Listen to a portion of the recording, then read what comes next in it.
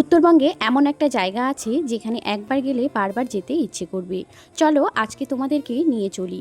মাত্র কয়েকশো টাকায় এত সুন্দর একটা জায়গা সারাদিন কাটানোর জন্য। বিশ্বাস না হলে পুরো ভিডিওটা দেখো। হ্যালো এভরিওয়ান, আসসালামু আলাইকুম।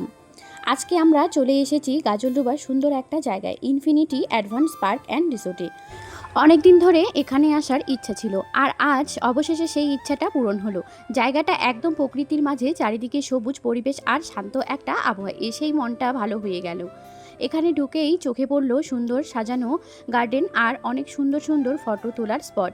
যারা ছবি তুলতে ভালোবাসেন তাদের জন্য এই জায়গাটা একদম পারফেক্ট।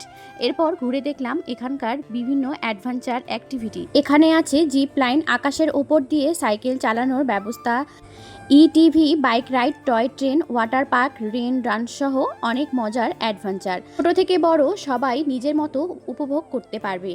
তাই পরিবার বা বন্ধুদের সঙ্গে একদিন আনন্দ করে কাটানোর জন্য জায়গাটা সত্যিই দারুণ।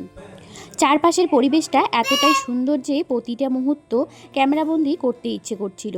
পরিবারের সঙ্গে, বন্ধুর সঙ্গে কিংবা প্রিয় মানুষের নিয়ে একটা সুন্দর দিন কাটানোর জন্য জায়গাটা সত্যি দারুণ।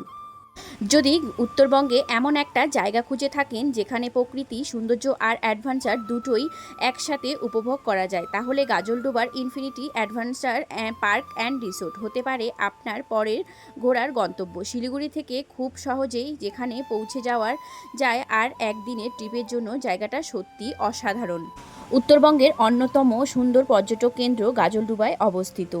শিলিগুড়ি থেকে খুব বেশি দূরে নয়, তাই পরিবার বা বন্ধুদের নিয়ে একদিনের ট্রিপের জন্য এই জায়গাটা একদম পারফেক্ট। চারিদিকে সবুজ প্রকৃতি, খোলা পরিবেশ আর তিস্তা নদীর কাছাকাছি মনমুগ্ধ আবহ, সব মিলিয়ে জায়গাটা সত্যি অনেক অনেক সুন্দর। এই ভিডিওতে তোমাদের সঙ্গে আজকে শেয়ার করব শুধু জায়গাটা, লোকেশন আর কি কি অ্যাক্টিভিটি রয়েছে সেগুলোই। তো চলো আরও একবার ভালো করে তোমাদের সঙ্গে শেয়ার করে দেই।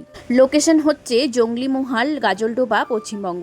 সময় সাধারণত সকাল থেকে সন্ধ্যা পর্যন্ত পার্ক খোলা থাকে। রিসোর্টে থাকলে চেক ইন ও চেক আউটের আলাদা সময় থাকে। খাবারের দিকে আসলে রিসোর্টের নিজস্ব রেস্টুরেন্ট আছে, চাইলে শুধু খেয়েও যেতে পারো।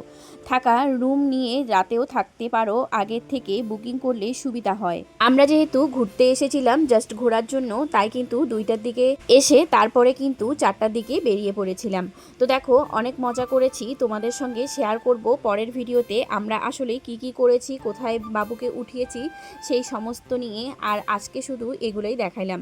যেহেতু ওয়েদারটা খুবই গরম বা প্রচণ্ড রৌদ্র, সে কারণে কিন্তু একটু একটু করে লুকানোর জায়গা আছে, মানে সুন্দর সুন্দর বসার জায়গা আছে। আমরা সেগুলোতে একটু করে ঢুকছি আর বের হইতেছি। তোমাদের সঙ্গে নেক্সট ভিডিওতে দেখাবো আরও অনেক। কেমন লাগলো আজকের ভিডিওটা অবশ্যই জানাতে ভুলো না।